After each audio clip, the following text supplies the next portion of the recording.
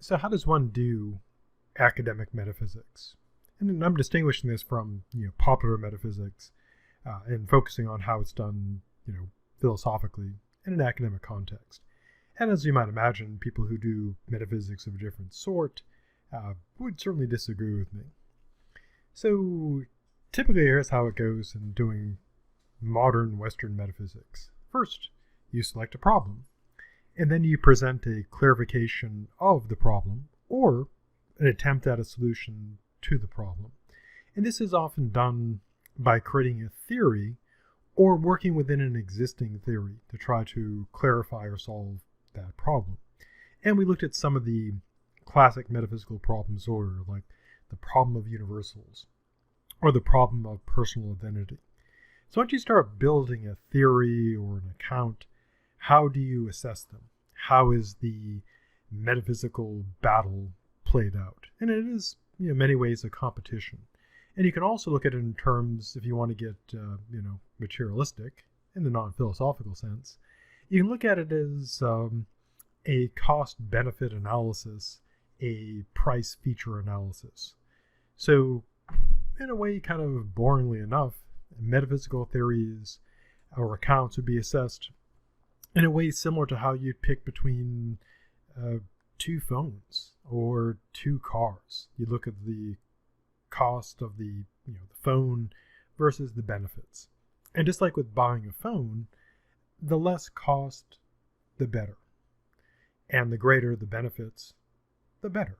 So what you're trying to do in building a theory or an account is get as much good for as little cost as possible. Now, this will be a rough estimate. There is not an official metaphysical scoring system where you can, break out like the Metaphysics app and run it over your theory and score points. Although someone, I guess, could try to, gamify to make it a point system. So it's mostly a rough estimate. So how do you assess the costs and benefits of a metaphysical theory? Well, here are some of the standards, the tools used to assess it. One very foundational one, perhaps the most important, and if you could only have one metaphysical tool, this is the one you'd want to have in your toolkit or your arsenal, because it is Occam's razor. Now, according to some, Occam's razor is this. It's the injunction to not multiply entities beyond necessity. So, what does that mean? Well, the idea is this. The more ontological kinds that you require in your theory or account, the greater the cost of the theory. It raises the price.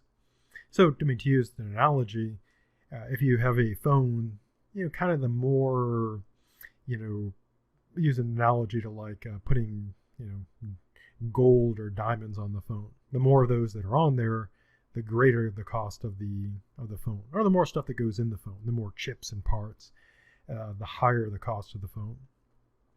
So if you've got a theory, metaphysical theory that accepts, say, ghosty minds and physical matter, and also throws in universals and God and angels and multiple universes, the theory costs will be pretty high, because to use the analogy of the phone, you're buying a lot of stuff, so the cost goes up.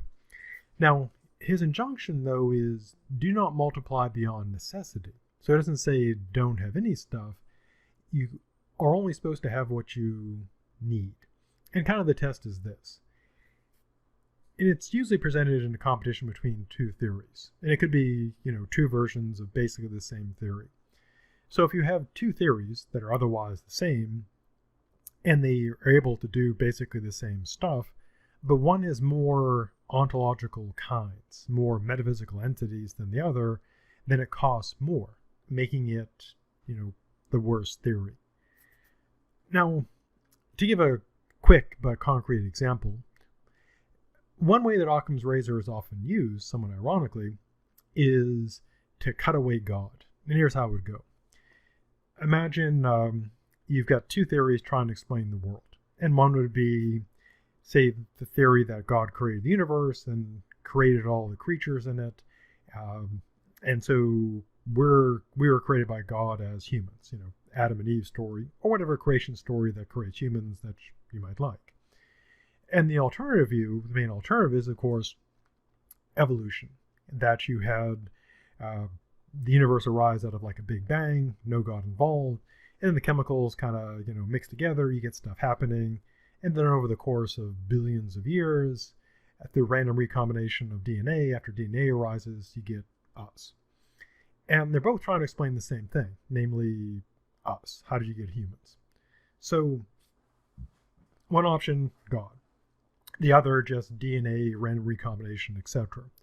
Now, if the random recombination DNA, etc. explained as much as the God theory, but didn't require God, then God would be cut away by Occam's razor. And that's typically how atheists tend to argue.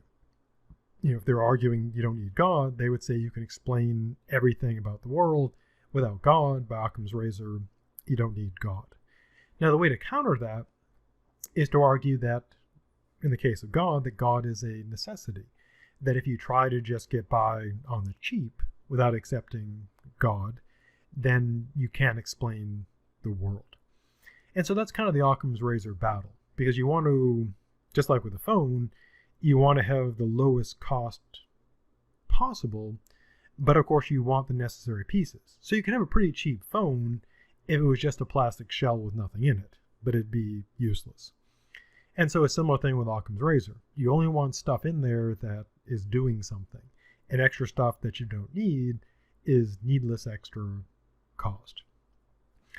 Now, people sometimes kind of smush simplicity in with Occam's razor, but they're different things. Occam's razor is about metaphysical entities. Like, you should only have those you need. Extra ones are greater cost. And simplicity is, well, pretty straightforward. Keep it simple. The simpler, the better. And so the idea is that all the things being equal, and again, it's a battle between theories, if only, say, versions of basically the same theory, the simpler theory is preferable to a more complicated one. So if you have a very complicated theory that trying to explain us, humans existing, another one is simpler but gets the job done, as well at less cost, that's considered a plus, because simpler is considered or assumed to be better. The next standard may seem kind of weird because it is mystery and weirdness. Now, that may seem like an odd standard because metaphysics is pretty weird, but there are degrees of weirdness and mystery. So the less mystery or weirdness associated with a theory or account, the better. And things like entities, concepts, mechanisms can be mysterious or weird, and that raises the cost of the theory for, variety of reasons. Basically, weirdnesses and mystery are bad. What would be an example? Well, one I mentioned in the previous material was talking about multiple location, that universals can exist in many places at the same time. And that, of course, seems kind of weird, almost magical. And that would be a weirdness factor. That would be, that's weird. That makes the theory cost more. And so the more mysterious or weird things are, higher cost of the theory. So if you have two theories that are otherwise roughly equal, and one's got more weirdness, higher cost. Next, which applies to theories, be they metaphysical or not, is plausibility. And this one's pretty straightforward and pretty easy. The more plausible a theory is, the better. And we do this by matching the theory against our intuitions, our background knowledge, and accepted theories. Now, this, of course, can itself be a battlefield, because what people regard as plausible is obviously strongly debated. So, for example, if you have a Christian and atheist fighting over Occam's razor, God, no God, the Christian thinker is going to regard God as more plausible, and the atheist is going to regard the no God as more plausible. And so applying the standard of plausibility can be a battle in and of itself. The next standard is primitives. Now, in this context, a primitive doesn't mean something that is using like stone spears and living in a cave and wearing furs, kind of a, Fred Flintstone type of scenario. It means something such as an entity, concept, relation that is not analyzed or explained by the theory. It's left primitive in the sense that it's not given an account. It's not analyzed, reduced to something, it's not broken down further. So it's taken as a... So the reason why primitives raise the cost of theory is this. Kind of the whole point of a metaphysical theory is to explain things, provide an account of something, provide an analysis.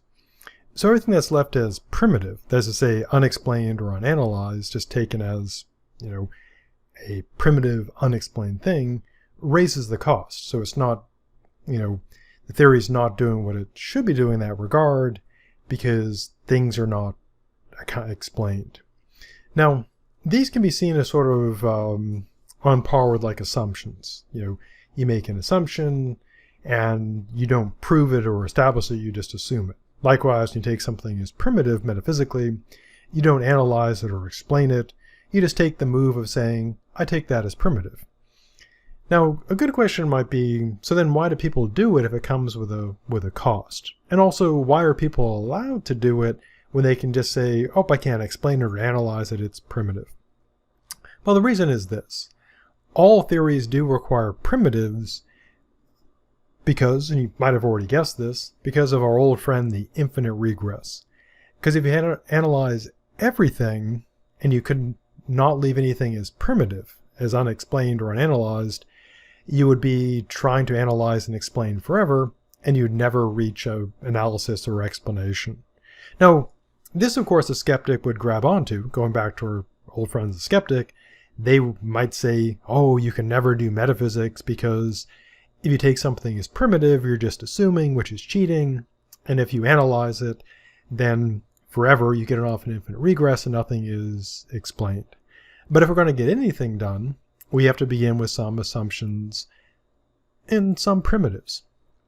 Now, people might point to philosophy and say, oh, philosophers taking those things as primitives, but science has to do this as well. To use the obvious example, physics has to assume that there are physical objects. They have to make all kinds of assumptions about mathematics. Similarly, chemistry has to assume there are chemicals. Biology has to assume there is life. And so every theory has to begin somewhere, or otherwise you would be, having to explain or analyze forever. But that said, primitives raise the cost because to the degree things are left primitive, things are not explained, analyzed, or accounted for. And again, the point of a theory is to explain, analyze, and provide accounts. Now, in terms of, so far we've looked at kind of the cost things, like more entities that are not necessary, cost goes up. Simplicity we see is good, but, complexity, complicated theories, bad. Mystery or weirdness, bad. Plausibility, good. Primitives, required, but also bad. But what about, putting things in the plus column, in terms of not just like being simple or plausible, but actually doing something?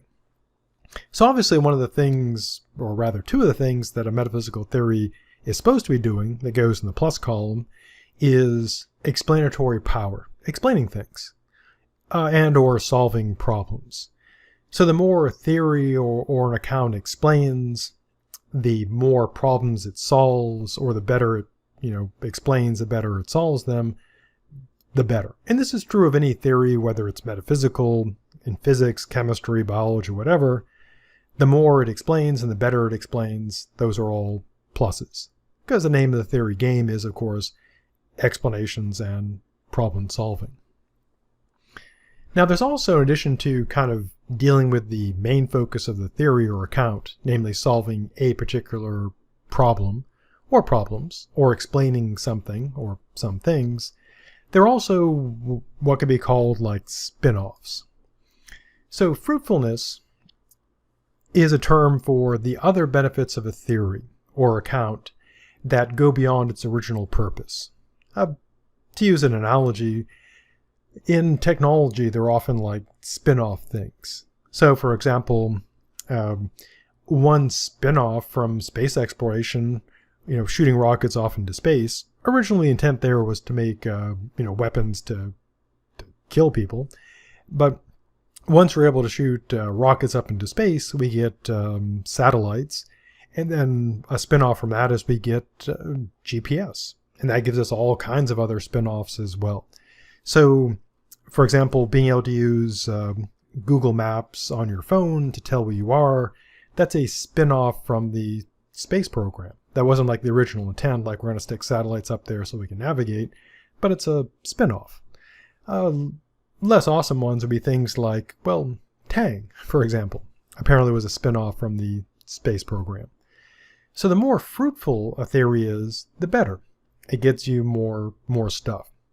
Going back to our phone analogy, originally phones just phone. If you're familiar with the history of technology, or you're older, you might remember when phones, even the mobile phones, just phoned. That's all they did. And then eventually they got like maybe a couple programs on them. But now, of course, phones, people generally don't use them as phones. We still call them phones, but they're mostly used for other stuff. Essentially, they're just small computers we carry around to look at things like Facebook and TikTok and so on. And so you can think of that as all the other features beyond the original purpose. Original purpose of the phone was phone it. But now it's got all kinds of other stuff it does, which make it better. So today, if someone said, hey, do you want a phone that just phones?